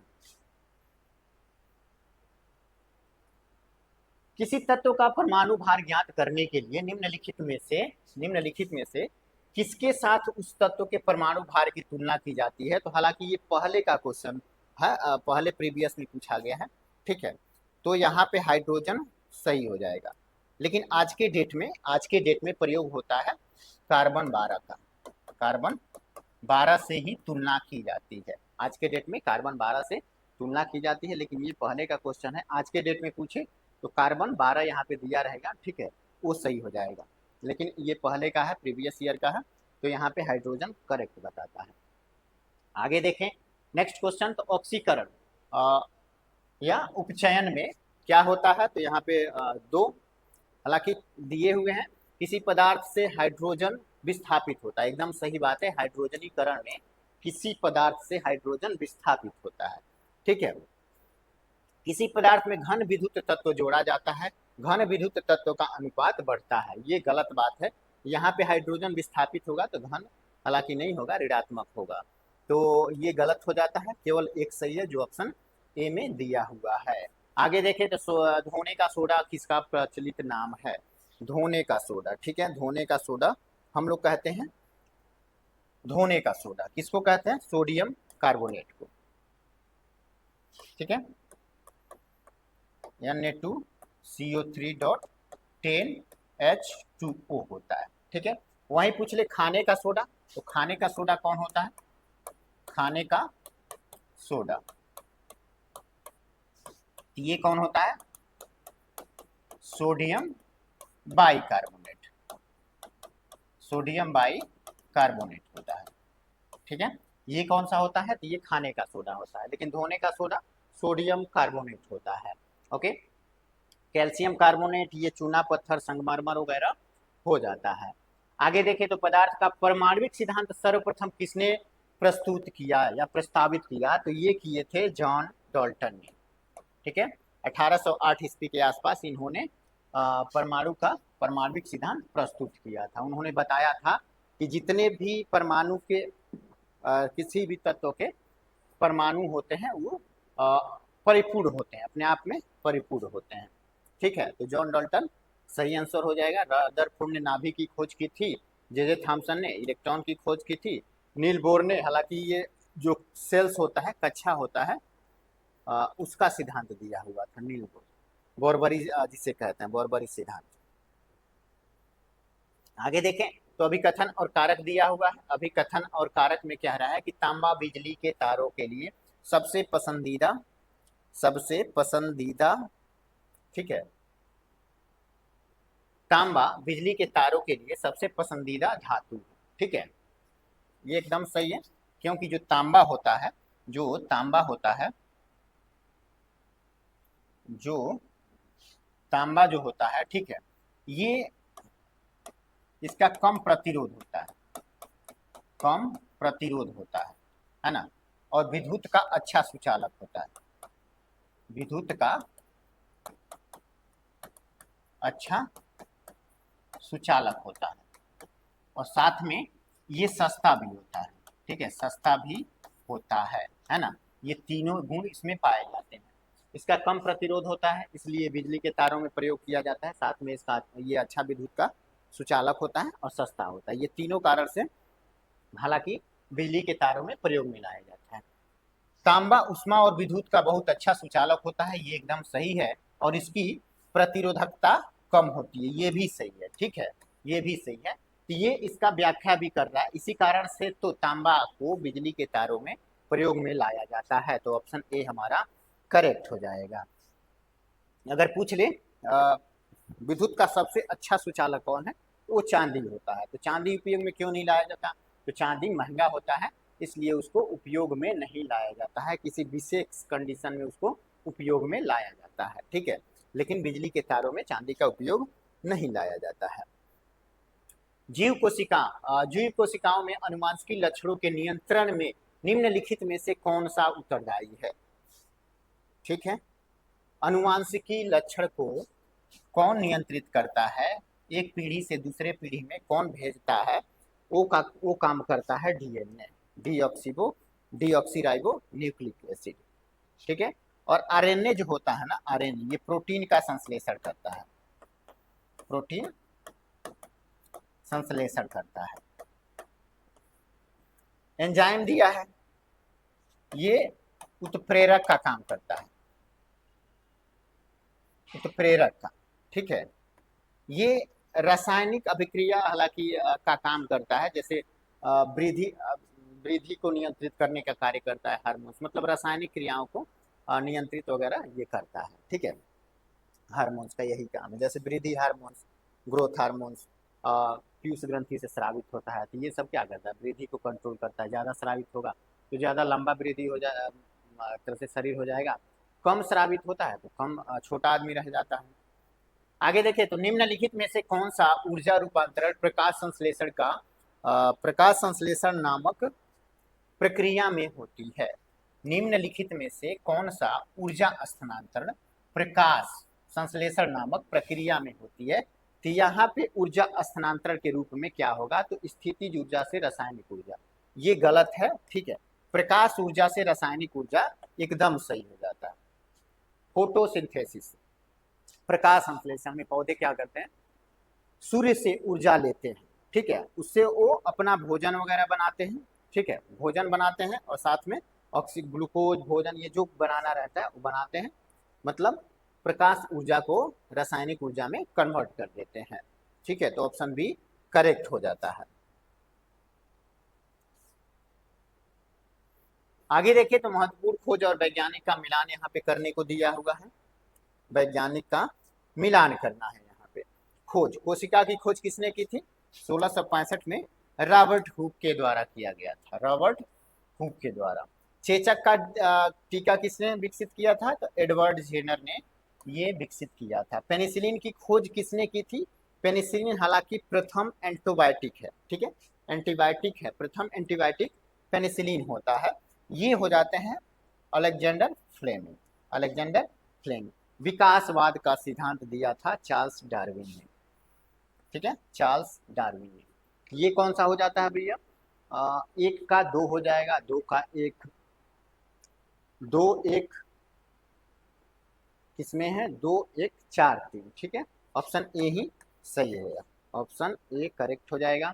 आगे देख लेते हैं, आगे क्या कह रहा है कि पौधों के वर्गीकरण के बारे में, पौधों के वर्गीकरण के बारे में निम्नलिखित में से कौन सा कथन सही है, कौन सा कथन यहाँ पे सही है पौधों के वर्गीकरण के बारे में, तो देख लेते हैं। थैलोफाइटा में सुविभेदित शरीर अभिकल्प होता है, तो ये गलत है। ठीक है, फ्यूनेरिया एक कवक है, ये भी गलत है। सभी टेरिडोफाइटा पुष्पोभिद होते हैं, यानी फेनरोगम होते हैं, ये भी गलत है। ब्रायोफाइटा में संवहन तंत्र नहीं होता, ये सही बात है। जो ब्रायोफाइटा होते हैं ये क्या होते हैं, तो ये हालांकि इसमें ये जो होता है संवहन तंत्र नहीं पाया जाता है। जैसे क्या होता है, जाइलम, जाइलम और फ्लोएम, फ्लोएम ये इसमें नहीं पाया जाता है, या यही होता है संवहन तंत्र। ठीक है, संवहन तंत्र जो ब्रायोफाइटा में नहीं जाता है, पाया जाता है। इन्हीं से पादप जगत का, पादप जगत का जो ब्रायोफाइटा होता है उसे पादप जगत का उभयचर कहा जाता है। ठीक है, उभयचर कहा जाता है, ये भी ध्यान रखिएगा। ब्रायोफाइटा में संवहन तंत्र यानी जाइलम और फ्लोएम नहीं पाया जाता है, ये सही बात है। और पादप जगत को इसीलिए पादप जगत का उभयचर कहा जाता है ब्रायोफाइटा को। ब्रायोफाइटा को पादप जगत का उभयचर कहा जाता है। आगे देखें तो निम्नलिखित में से कौन सा एक मानव नर प्रजनन तंत्र का घटक नहीं है। यहाँ पे मानव नर प्रजनन तंत्र का घटक नहीं है ये पूछ रहा है, तो गर्भाशय ये नर में नहीं होता, ये मादा में होता है। गर्भाशय जो होता है मादा में होता है और बच्चा 9 माह तक इसी में विकसित होता है। ठीक है, मूत्र मार्ग, मूत्र मार्ग तो पुरुषों में भी होता है महिलाओं में भी होता है, हालांकि अलग अलग दोनों में होता है। ठीक है, तो ये तो उपस्थित है पुरुष में। शुक्राशय, शुक्राशय क्या होता है, तो जो स्पर्म को ले जाने के लिए द्रव पदार्थ स्राव करने का कार्य करता है वो करता है शुक्राशय। ठीक है, शुक्राशय जो शुक्राणु होते हैं उनके पास द्रव नहीं होता, ये द्रव स्रावित करता है तो उसी के माध्यम से वो बाहर आते हैं, तो ये सही हो जाता है ऑप्शन सी। शुक्रवाहक वेस्ट डिफरेंस, हालांकि ये क्या होता है, तो ये वेस्टिस से जुड़ने वाली जो नलिकाएं होती है इससे, जैसे मादा में होता है अंडवाहिनी जिसे कहते हैं फैलोपियन ट्यूब, वैसे ही पुरुषों में क्या होता है वेस्ट डिफरेंस होता है, शुक्रवाहक होता है। ठीक है, तो ये पुरुष में नहीं होता है गर्भाशय, बाकी सब होता है। आगे देखें तो स्वस्थ, स्वस्थ, ठीक है, स्वस्थकर भोजन लेने वाले एक स्वस्थ मनुष्य का स्वस्थकर भोजन लेने वाले एक स्वस्थ मनुष्य का मूत्र जब फर्श पर गिरता है तो इससे होने वाली दुर्गंध मुख्यतः निम्नलिखित में से किसके जीवाणुविक अपघटन के कारण होता है। देखिए मूत्र जो होता है, ठीक है, पेशाब जो होता है जब शरीर से बाहर निकलता है तो यूरिया के रूप में निकलता है। ठीक है, यूरिया के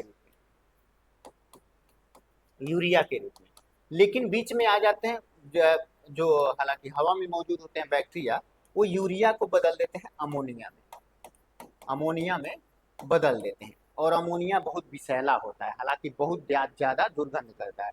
तो तुरंत पेशाब करने पे उतना दुर्गंध नहीं देता है, वो उतना विषैला नहीं रहता है, लेकिन कुछ देर के बाद वही पेशाब बहुत अधिक गंध देने लगता है और अधिक विषैला हो जाता है। उसका कारण होता है यही बैक्टीरिया। ठीक है, जो यूरिया को अमोनिया में बदल देता है, और अमोनिया बहुत ही खतरनाक होता है हमारे शरीर में। हालांकि जो बनता है पेशाब अमोनिया के रूप में ही बनता है, ठीक है, लेकिन यकृत जो होता है, यकृत अमोनिया को यूरिया में कन्वर्ट करने का कार्य करता है। ठीक है, अब हमारे शरीर में संचित करता है कुछ देर के लिए, तो अमोनिया को यूरिया में बदल के करता है। ठीक है, वो करता है यकृत। तो यहाँ पे वही कह रहा है, सही ऑप्शन क्या हो जाएगा, यूरिया का अमोनिया में। नेक्स्ट देख लेते हैं। नेक्स्ट मेलेमियन हृदय पेशी जनक, मेलेमियन हृदय पेशी जनक है और यह तंत्रिकाओं द्वारा नियंत्रित होता है। हृदय स्कंदन कहाँ से प्रारंभ होता है, हृदय स्कंदन कहाँ से तो एसन नोड का नाम सुना होगा, एसन नोड। ठीक है, NOD हृदय का, इसे हृदय का पेस मेकर भी कहते हैं, पेस मेकर भी हालांकि इसको कहते हैं। इसी को हिंदी में कोटरलिन नोड कहते हैं। यही ऑप्शन सही हो जाएगा, कोटरलिन नोड। आगे देखें तो अधिकतर कंप्यूटर समझ सकता है, तो अधिकतर कंप्यूटर जो होता है अंग्रेजी भाषा सदृश्य का जो उच्च निर्देशन होता है उसको समझ सकता है। जैसे क्या हो जाता है, पाइथन हो गया, सी हो गया, C++ हो गया, जावा हो गया, इन सब लैंग्वेज को कंप्यूटर समझ सकता है ना। तो ऑप्शन ए करेक्ट हो जाएगा। आगे देखते हैं 81 नंबर। 81 नंबर क्वेश्चन मैथ शुरू होता है। मैथमेटिक्स में क्या कह रहा है, तो मैथ में कह रहा है कि 4 अंकों की वह छोटी से छोटी संख्या ज्ञात कीजिए। 4 अंकों की छोटी से छोटी संख्या क्या हो जाएगी, 1 2 3 4, ये हो गया। ठीक है, छोटी से छोटी संख्या ज्ञात कीजिए जो 24 40 56 से पूर्णतः विभाज्य हो।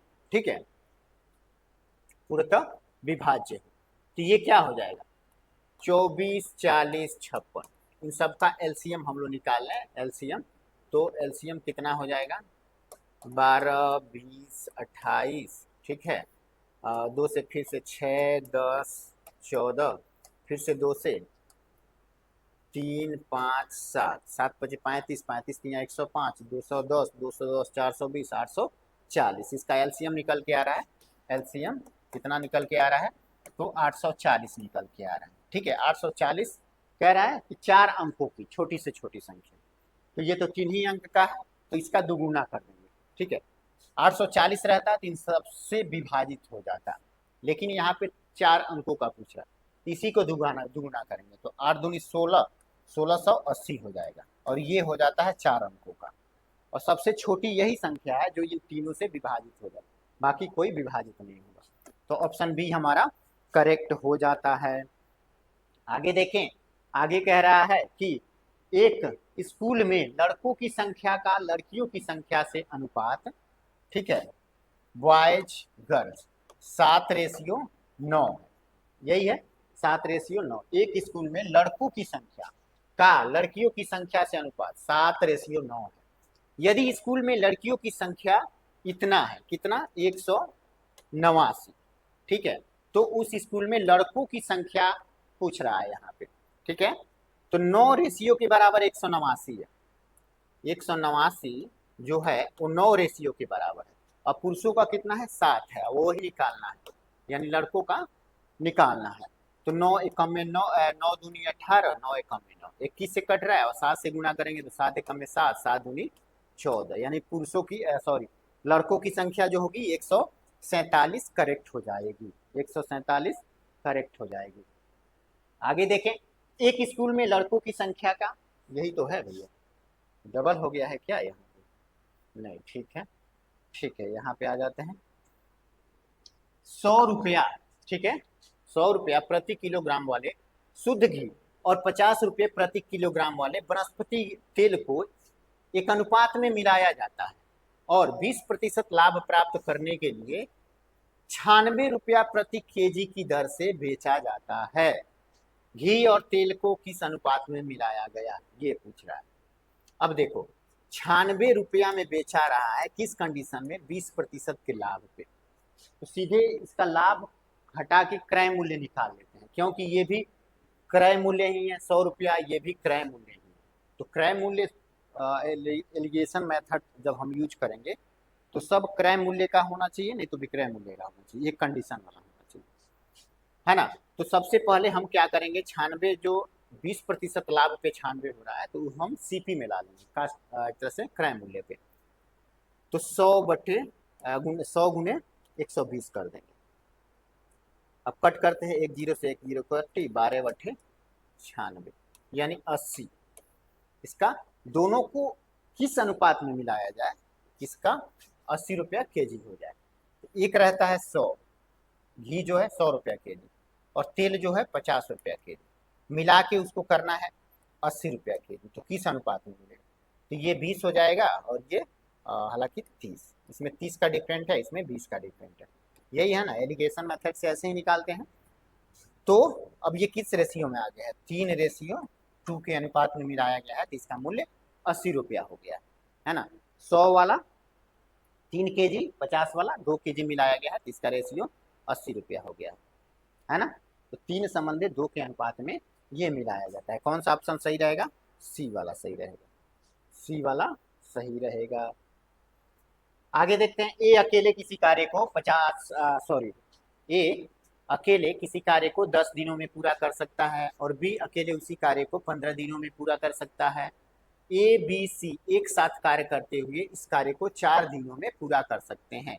यदि बी कार्य नहीं करता है, जबकि ए और सी से प्रारंभ करके वैकल्पिक दिनों में कार्य करते हैं, तो कार्य कितने दिनों में हो जाएगा। ठीक है, यहाँ पे क्वेश्चन चेंजिंग है। ए अकेले किसी कार्य को 10 दिन में करता है, 10 दिन में करता है, और बी अकेले उसी कार्य को कितने दिन में करता है, 15 दिन में करता है। ए बी सी एक साथ कार्य करते हुए कार्य को 4 दिन में करते हैं। तो देखो तीनों 4 दिन में कर रहे हैं, तीनों 4 दिन में कर रहे हैं, तो 1/4 में से इन दोनों को घटा देते हैं तो सी निकल के आ जाएगा। बी अकेले ए अकेले 10 दिन में कर रहा है और बी 15 दिन में कर रहा है ना। अगर इसको घटा दें, इन सब का एलसीएम कितना हो जाएगा, तो 30 4 60 हो जाएगा। ठीक है, 60, 4 15 माइनस 10 6 के 60, 15 चौको 60, 6 4 10 यानी 5/60 यही आएगा। यानी इसको कर देंगे 60/5, तो 5 12 दिन में। सी कितने दिन में कर रहा है, तो सी कर रहा है 12 दिन में, 12 दिन में कर रहा है ना। सी 12 दिन में कर रहा है। अब देखते हैं, सी 12 दिन में कर रहा है।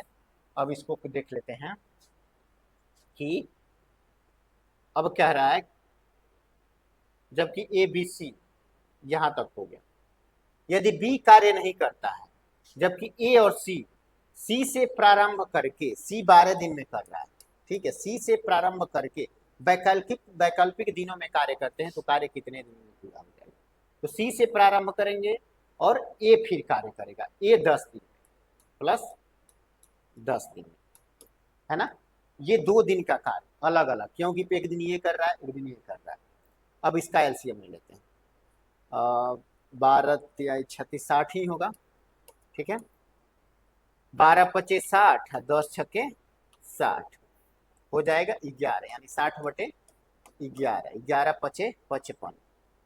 ठीक है, और बच जाएगा 5/11 है ना, 5/11 11 5 55, 5/60 बचेगा, 5/60 शेष काम बच जाएगा, और ये 12 बार में कट जाएगा। यानी 12 यूनिट, एक बात करें तो सॉरी, टोटल यूनिट 60 हो रहा है, यहाँ पे हो रहा है ना। दोनों मिलके एक दिन में 5 यूनिट कर रहा है, एक 6 यूनिट कर रहा है, यानी 2 दिन में दोनों मिलके 11 यूनिट कर रहे हैं 2 दिन में। और 5 से गुणा कर दें, यानी 5 दूनी 10 दिन में दोनों 55 यूनिट कर रहे हैं, दोनों 10 दिन में 55 यूनिट कर रहे हैं। और बच कितना रहा है 60 यूनिट में, 60 यूनिट में से 55 यूनिट घटा दे तो बचेगा 5 यूनिट। और जो सी है वो एक दिन में 5 यूनिट ही कर रहा है, और पहले दिन फिर से सी शुरू करेगा तो 5 यूनिट तो पूरा समाप्त कर देगा। तो दोनों मिलके 10 दिन तक काम किया, 11वां दिन अकेले सी काम को समाप्त कर दिया, तो यानी 10 + 1 टोटल 11 दिन में ये काम समाप्त हो गया। तो ऑप्शन में केवल 13 दिया है, ठीक है, कोई 11 कर लीजिएगा, ये थोड़ा टाइपिंग मिस्टेक है, यहाँ पे 11 दिन करेक्ट हो जाएगा, है ना, 11 दिन करेक्ट हो जाएगा। चलिए आगे देखते हैं, आगे हम लोग देख लेते हैं। एक चुनाव में वोट डालने के लिए, एक चुनाव में,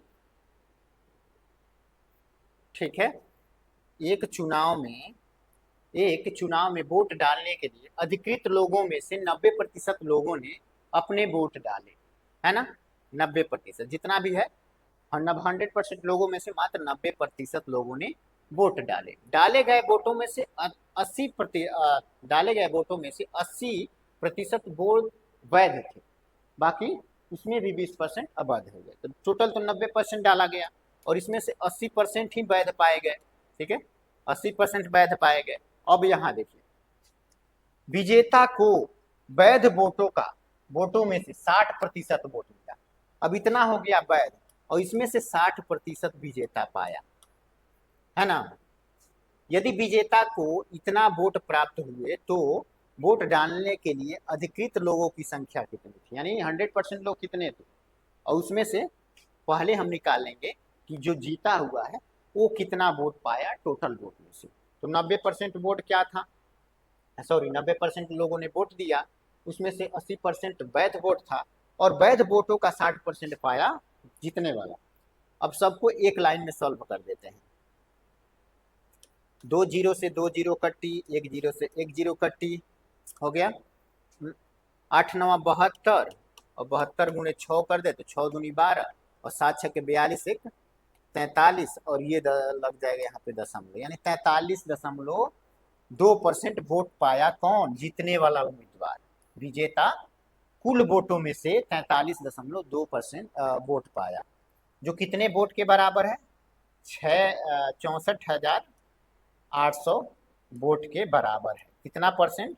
तो 43.2%। तो यहाँ पूछ रहा है कि अधिकृत लोगों की संख्या, वोट डालने वाले अधिकृत मतलब अधिकतम लोगों की संख्या 100% कितना हो सकता है? तो यहाँ पे 100% से गुणा कर देंगे। अब देखते हैं, दशमलव हटाने के लिए एक जीरो यहाँ पे लगा देते हैं और यहाँ से दशमलव हटा देते हैं, यहाँ पे हो जाएगा 3 2। अब देखो ये 648 है, ये 432 है, अगर 216 से काटा जाए तो 432 दो बार में कट जाएगा, 648 तीन बार में, यानी यहाँ पे 300 हो जाएगा, और 2 से ये 150 बार में, तो यहाँ पे टोटल वोट कितना आ रहा है? 150 और 3 गो जीरो यहाँ पे है तो वो भी इस पे लगा देंगे, यानी 1,50,000 टोटल वोट यहाँ पे वोटर निकल के आएंगे, जो ऑप्शन सी में दिया हुआ है। ऑप्शन सी में दिया हुआ है। आगे देखते हैं, आगे कह रहा है कि 275 के अंकित मूल्य वाली किसी वस्तु को 5% छूट पर बेचा जाता है ना, विक्रेता को फिर भी इतना % का लाभ होता है, तो उसने इसके लिए कितना भुगतान किया था? यानी विक्रेता का ही कह रहा है, यहाँ पे विक्रेता ही केवल दिया हुआ है, उसी के बारे में पूछ रहा है कि उसने यानी विक्रेता ने इसके लिए कितना भुगतान किया था। ठीक है, कितना भुगतान किया था, यानी सीपी पूछ रहा है, सीपी। टोटल देखो मार्क प्राइस है कितना? 275, इस पे कितना छूट मिल रहा है? 5%, यानी कि 95/100 कर देंगे। उसके बावजूद भी 4.5% का लाभ हो रहा है, तो उस लाभ को भी कम कर देंगे, तब ये तो इसका वास्तविक जितना पे किया था वो निकल के आएगा। तो यहाँ पे गुणे 100 बटे क्या कर देंगे? 104.5 कर देंगे। अब इसको सॉल्व करेंगे, जो आएगा हमारा आंसर हो जाएगा। यहाँ से दशमलव हटाने के लिए एक जीरो बढ़ा देते हैं, इधर हो गया। अब कट करते हैं, 2 जीरो से 2 जीरो कट्टी, ये 19 5 95 है ना, 5 दूनी 10 और 0 9 5 45, इतनी बार में कटेगा है ना। अब 19 से ये कितनी बार में कटेगा? तो 19 से कम में 19, 19 से कम में 19, ये कट गया है ना। अब ये और ये बचा, 11 दूनी 22 और 11 5 55, 25 बार में 11 से ये कट गया, 25 से यहाँ 10 बचा हुआ है, तो 10 गुणे 10 कर देंगे तो हो जाएगा 250, यानी विक्रेता कितने में खरीदा हुआ था? तो 250 में इसे खरीदा हुआ था। आगे देख लेते हैं, राधा और रमा की आयु का अनुपात 6 वर्ष है। राधा और रमा की आयु का अनुपात 6 वर्ष है, ठीक है, और उसकी आयु का योग 26 है, उसकी आयु का योग 26 है। राधा की आयु ज्ञात कीजिए यदि वह रमा से बड़ी है, यदि वह रमा से बड़ी है। राधा और रमा की आयु का अंतर 6 वर्ष है और उनकी आयु का योग 26 वर्ष है। राधा की आयु ज्ञात कीजिए यदि वह रमा से बड़ी है। देखो जो बड़ी है, यहाँ कौन बड़ी है? रमा से कौन बड़ी है? राधा। तो राधा की आयु को हम लोग क्या मान लेंगे भैया? x मान लें, और रमा की आयु को y मान लेंगे। तो यहाँ क्या कह रहा है? दोनों की आयु का योग x प्लस y कितना हो गया? 26, और x माइनस y यहाँ दिया है, दोनों की आयु का अंतर 6 वर्ष है, तो 6 वर्ष। अब इसको सॉल्व करते हैं, y से y कटी, प्लस माइनस है तो कटी, ये दोनों 2x हो जाएगा, यहाँ पे 26 6 32 हो जाएगा, 2 से ये 16 बार में, यानी x का मान निकल के आ गया 16, और x किसका माने थे? राधा का, जो सबसे बड़ी है, यानी 16 साल करेक्ट हो जाएगा। वहीं पूछता रमा की आयु, तो भैया 26 में से 16 घटा देते तो 10 वर्ष रमा का आ जाता है ना। चलिए आगे देखते हैं। नेक्स्ट क्वेश्चन हमारा नेक्स्ट कह रहा है कि किसी समकोण त्रिभुज का परिकेंद्र कहाँ स्थित होता है। समकोण त्रिभुज, समकोण त्रिभुज यही होता है समकोण, ठीक है, यही समकोण होता है। इसका परिकेंद्र कहाँ स्थित होता है भैया, तो यहीं पे स्थित होगा, ठीक है। जो इसका कर्ण होता है, जो इसका कर्ण होता है उसी पे स्थित होता है। इसका परिकेंद्र कर्ण पे स्थित होता है। अंतः केंद्र तो यहाँ हो जाएगा, लेकिन परिकेंद्र यहाँ होता है कर्ण पे। ये हो गया लंब, ये हो गया आधार, ये हो गया कर्ण, है ना। लंब आधार कर्ण, लंब आधार कर्ण, तो कर्ण के बीच में होता है, ठीक है। कर्ण के मध्य बिंदु करेक्ट हो जाएगा। आगे देखते हैं। प्रत्येक प्रश्न में कथन और कारक दिए गए हैं, सही विकल्प चुने। तो यहाँ पे सही विकल्प चुनना है, ठीक है, सही विकल्प चुनना है, कर देते हैं। प्रत्येक प्रश्न में कथन ए और कारण आर दिए गए हैं, सही विकल्प चुनना है। तो भैया कथन ए क्या कह रहा है, sine square theta plus cos square theta equal to 1 होता है, तो ये एकदम सही है, ये एक ही होता है ना, एक ही होता है, ये करेक्ट है। कारण यह पाइथागोरस सर्वसमिक है, ये भी सही है, यह पाइथागोरस सर्वसमिक के अनुसार ही इतना आता है। और इसकी व्याख्या भी हालांकि ये कर रहा है, पाइथागोरस प्रमेय के कारण ही ये निकल रहा है। तो ऑप्शन ए करेक्ट हो जाएगा, दोनों सही और आर ए की सही व्याख्या। यहाँ पे दिया है साइन थीटा का मान, साइन जीरो का मान, तो साइन जीरो का मान होता है भैया 0, ठीक है, तो इसका यही हो जाएगा। कॉस जीरो का मान हो जाता है 1, ठीक है, तो ये 1 हो जाएगा। टेन जीरो का मान हो जाता है 0, ठीक है, और साइन 90 का मान क्या हो जाता है, तो हो जाता है 1, यानी कि सब मैच कर रहा है, तो ऑप्शन ए ही करेक्ट हो जाएगा। 1 2 3 4। चलिए आगे देखते हैं। अब रीजनिंग वाला क्वेश्चन, रीजनिंग वाला आ गया। कथन सभी पेज डायरिया हैं, सभी पेज यहाँ पे डायरिया है ना, सभी पेज यहाँ पे डायरिया है, ओके।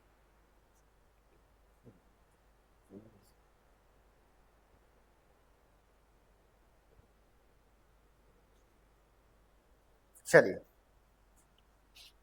सभी पेज यहाँ पे पेज दिया है, सभी पेज डायरिया हो गया, सभी पेज डायरिया है, ओके।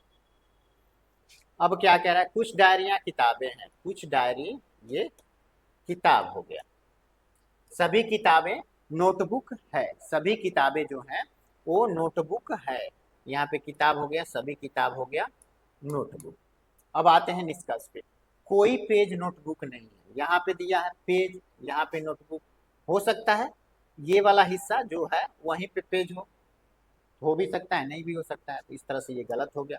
सभी पेज नोटबुक है, सभी पेज नोटबुक है, हो भी सकता है, नहीं भी हो सकता है, ये भी कंफर्म नहीं, तो ये भी गलत हो जाएगा। सभी डायरियों की नोटबुक होने की संभावना है, संभावना एकदम है, हो भी सकता है, संभावना तो बन रहा है ना, क्योंकि यहाँ तो है कहाँ ही है, कुछ डायरियां यहाँ पे किताबें, कुछ सभी किताबें नोटबुक है, और किताब का ये वाला हिस्सा जो आता है, ठीक है, डायरी वाला, ठीक है, डायरी वाला वो इसमें आ ही रहा है, ये डायरी वाला नोटबुक में आ ही रहा है, तो इस तरह से संभावना बन ही रहा है, यही केवल सही हो जाएगा। ऑप्शन सी करेक्ट हो जाता है, ऑप्शन सी करेक्ट हो जाता है। आगे देखें तो एक आदमी की ओर इशारा करते हुए रॉकी, एक पुरुष ने कहा, वह मेरी बहू की बेटी का पिता है, वह मेरी बहू की, ठीक है। एक आदमी की ओर इशारा करते हुए रॉकी जो है, रॉकी क्या कहता है, जो एक पुरुष है वो कहता है, वह मेरी बहू, यानी इसके बेटे की पत्नी, इसके बेटे की पत्नी, वो इसी वही बहू है, बहू की बेटी, इन दोनों की बेटी का पिता, तो इसका बेटा ही हुआ। बहू की बेटी का पिता, बहू की बेटी का पिता तो इसी का बेटा हुआ ना, तो रॉकी का उस आदमी से क्या संबंध है, रॉकी का उस आदमी से जो संबंध है वो हो जाएगा पिता का, ठीक है, उस आदमी से पिता का ही इसका संबंध है, उस आदमी का ये पिता ही है। ऑप्शन सी करेक्ट हो जाएगा। 7 लोग A B C D E F और जी एक वृत्ताकार मेज के चारों ओर केंद्र की ओर मुख करके बैठे हैं, परंतु जरूरी नहीं कि वे इसी क्रम में बैठे हैं। एफ डी के दाएं चौथे स्थान पे है। चलिए इसको कर लेते हैं, यहां दिया हुआ है, ठीक है। एफ डी के दाएं से चौथे स्थान पे है। एफ जो है वो डी के 7 लोग को बैठा देते हैं, 2 3 4 5 6 7। क्या कह रहा है, एफ एफ कहीं रख देते हैं, डी के दाएं से चौथे स्थान पे। तो दाया तो ये हो गया, अगर डी को यहाँ पे रखते हैं, डी को यहाँ पे, तो ऐसे ही दाया जाएगा। तो 1 2 3 4, तो एफ डी के दाएं से चौथे स्थान पे बैठ गया। ई एफ के बाएं से दूसरे स्थान पे, ई एफ के बाएं से दूसरे स्थान पे, तो यहाँ पे हो जाएगा ई, हो गया। बी जी के ठीक बाएं बैठा है। अब देखो बी जो है ना वो जी के ठीक बाएं बैठा है, बी जो है वो जी के ठीक बाएं बैठा है, तो यहाँ 2 जगह खाली होना चाहिए कहीं पे, तभी वो एक साथ एडजस्ट हो सकते हैं। यहाँ पे कहीं है दोनों तरफ बैठा हुआ है, यहाँ पे भी एक ही है दोनों तरफ बैठा है, यहाँ पे 2 जगह लगातार खाली है, तो यहीं पे इनको बैठाएंगे। बी जी के ठीक बाएं है, तो बी जी के ठीक बाएं हो गया, है ना, ऐसे ही बाएं जाएगा, ठीक बाएं हो गया। अब क्या कह रहा है कि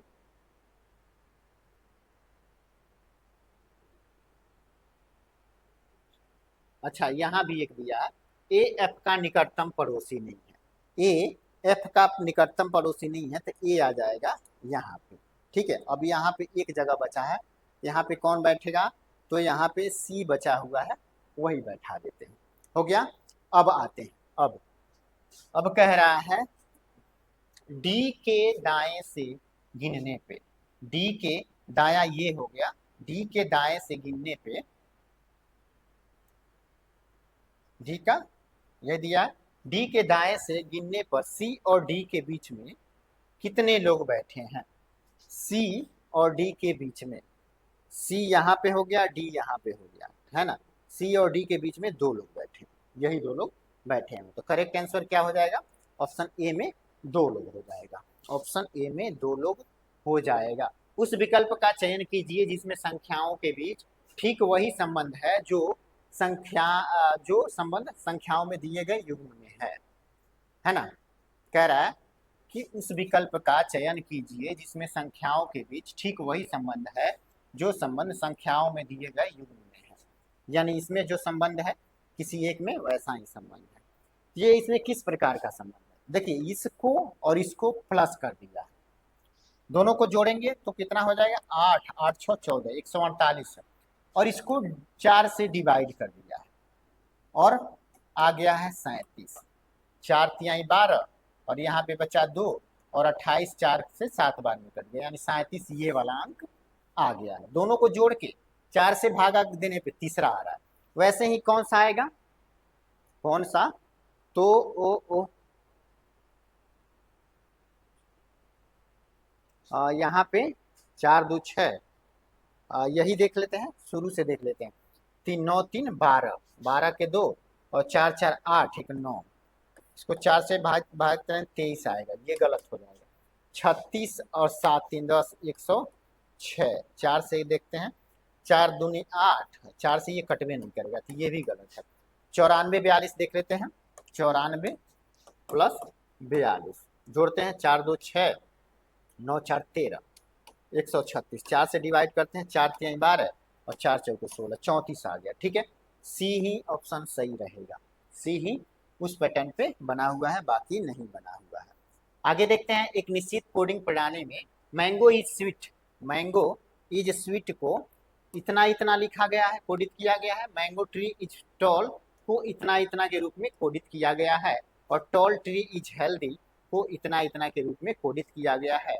इस कोडिंग प्रणाली में हेल्दी के लिए क्या कोड होने वाला है, तो देखो हेल्दी एक ही में है, ठीक है, एक ही में, तो इसी में से कोई होगा, तो 3 को छाड़ देते हैं। पहले देखो mango is sweet, mango is यहाँ पे नहीं दिया हुआ है, ठीक है, mango is sweet, mango etch इसमें दिया हुआ है, तो मैंगो इच इसमें दिया है। अब देखो 2 अंक इसमें का इसमें नहीं होगा, कौन कौन सा, तो 9 और 2 दोनों में कॉमन है, और इसमें भी 2 ईज है, तो ये भी नहीं होगा, है ना। अब टॉल ट्री टॉल, देखो इसमें 7 और 8 दिया है, ट्री टॉल, और इसमें भी ट्री और टॉल दिया है, तो 7 8 ये भी बचा हुआ है, 7 8 ये भी नहीं होगा, तो बचा केवल 5, वही हो जाएगा हेल्दी, तो 5 ऑप्शन करेक्ट हो जाएगा। चलिए इस तरह से हमारा 95 नंबर क्वेश्चन पूरा हुआ। अब आगे देखते हैं, आगे क्या कह रहा है, तो यहाँ पे दिया हुआ है, ठीक है, सीरीज टाइप का क्वेश्चन है, U V W X Y, यहाँ पे हो जाएगा वाई, एक एक प्लस कर रहा है तो यहाँ भी एक एक प्लस हो जाएगा, यहाँ ई के बाद जी किया है, जी के बाद आई, यानी 2 प्लस कर रहा है, ई यानी 5 2 7 2 9 2 11 2 13 हो जाएगा, एम हो जाएगा, एम, ठीक है, एम हो जाएगा, 13 नंबर पे एम आता है। फिर यहाँ 88 84 80 यानी 40 कम किया है, सॉरी 4 कम किया है, तो 76 में से 4 घट जाएगा तो आ जाएगा 72, तो वाई एम 72 किस में है, ऑप्शन बी में दिया हुआ है, वाई एम 72, ठीक है।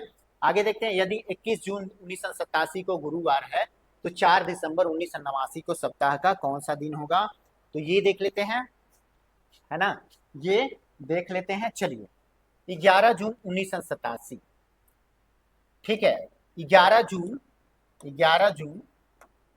1989 तक, 11 जून 1987 दिया हुआ है, ठीक है। हर साल सेम एक साल पे जैसे 365 दिन के बाद एक दिन बढ़ जाता है, एक दिन सामान्य वर्ष में 365 दिन में एक दिन बढ़ रहा है, जैसे गुरुवार है 11 जून 1987 को गुरुवार है, तो 11 जून 1988 को यहाँ पे 2 दिन बढ़ेगा, क्योंकि 88 जो है लीफ वर्ष है, और लीफ वर्ष में फरवरी 29 दिन का होता है, तो इसलिए 2 दिन यहाँ पे बढ़ जाता है, क्योंकि लीफ वर्ष में टोटल 366 दिन होता है और सामान्य वर्ष में 365 दिन होता है, तो 365 दिन के बाद एक दिन बढ़ता है, और 366 दिन जिस साल में होते हैं उसमें 2 दिन बढ़ता है। तो 11 जून 1987 को गुरुवार दिया, तो 11 जून 1988 को हो जाएगा गुरु के बाद शुक्र, फिर शनि, और वहीं 89 को हो जाएगा रवि, ठीक है, रविवार हो जाएगा, रविवार। अब पूछ रहा है, यहाँ से आगे बढ़ना है कि 4 दिसंबर 1989 को सप्ताह का कौन सा दिन होगा, तो 11 जून 1989 तक तो निकालिए लिए हैं, अब जून में कितना दिन बचा है, जून 30 का होता है तो 19 दिन बचा है, जून के बाद जुलाई, अगस्त, सितंबर, अक्टूबर और नवंबर, दिसंबर कितना दिन गया, 4 दिन, तो 4 इसमें जोड़ लेते हैं, 4 1 5 6 7 7 9 7 16 के 6, और 1 1 2 2 3 2 5 3 8 3 11 3 14 14 3 17, 176 आ रहा है, 176 को अब 7 से भाग करेंगे, 7 दूनी 14, 7 पचे यहाँ 36 बच्चा, 7 पचे 35, शेषफल के रूप में कितना बच रहा है, 1 बच रहा है, यही शेषफल बच रहा है, इस शेष को डिवाइड करने में शेषफल 1 बच रहा है, 1 दिन और इसमें जोड़ देंगे, तो रवि के बाद 1 जोड़ेंगे तो क्या आ जाएगा, सोम आ जाएगा, सोम, है ना, सोमवार हमारा सही आंसर हो जाएगा। आगे देखते हैं, निम्नलिखित आकृति श्रृंखला को ध्यान पूर्वक देखें और पैटर्न को पूरा करने के बाद अगली आकृति का चयन करें, अगली आकृति का चयन करें, ठीक है, ऐसे हुआ है फिर ऐसे हुआ है, और इतना ही हिस्सा दिखा रहा है, समझिए इतना ही, ठीक है, इसमें भी इतना ही हिस्सा दिखा रहा है, तो ये आ जाएगा इस पे, ठीक है, और ये दोनों उल्टेंगे तो ऐसे हो जाएंगे, ऐसे ऐसे हो जाएंगे, तो यही वाला आकृति हमारा सही होगा, जो ऑप्शन डी में दिया हुआ है। डी किस में है, ऑप्शन बी में दिया हुआ है, डी ऑप्शन बी में दिया हुआ है। जब दर्पण को दाहिनी ओर रखा जाता है तो कौन सी उत्तर आकृति दी गई प्रश्न आकृति का सटीक दर्पण होगा, ठीक है, सटीक दर्पण होगा। देखो भैया, इसका सटीक दर्पण कौन सा होगा, तो यहाँ पे इसको ऐसे पलटेंगे तो ये वाला हो जाएगा इस साइड, ठीक है, इस साइड, और मुंह इधर रहेगा। अब यहाँ पे तो ये तो होगा नहीं, क्योंकि ये सीधा वाला लाइन ऊपर है इसमें और ये नीचे है, तो ये नहीं होगा, इन तीनों में से हो सकता है। अब दूसरा वाला देखते हैं, ये इस साइड में होगा, ये इस साइड में होगा, नहीं, पहले इसी को कंफर्म कर। देखो यहाँ पे त्रिभुज जो बन रहा है ना, त्रिभुज, वो ऊपर ऐसे हैं, नीचे ऐसे है, ठीक है। तो ई वाले कंडीशन में, ई वाले में किसमें वो इस टाइप का बन रहा है, देखो ये तो ऊपर कोना वाला रख दिया, नीचे बेस रख दिया, तो ये तो नहीं होगा। इसमें इसमें तो त्रिभुज टाइप का बना ही नहीं, एक तरह से कहें तो। अब बना भी है तो यहाँ पे एक चीज देख लेना, एक चीज, ठीक है, ये यहाँ पे मैचिंग नहीं कर रहा है, ये वाला कंडीशन यहाँ पे मैचिंग नहीं कर रहा है, क्योंकि ये आके बीच में काट रहा है, बीच में, लेकिन ये नीचे आके काट रहा है, तो ये भी गलत हो जाता है। केवल ऑप्शन सी हमारा करेक्ट हो जाएगा, जो ऑप्शन डी में दिया हुआ है। 100 नंबर क्वेश्चन कह रहा है कि दी गई आकृति में कितने त्रिभुज हैं, तो टोटल त्रिभुजों की संख्या काउंट कर लेते हैं, यहां से शुरू करते हैं, ठीक है।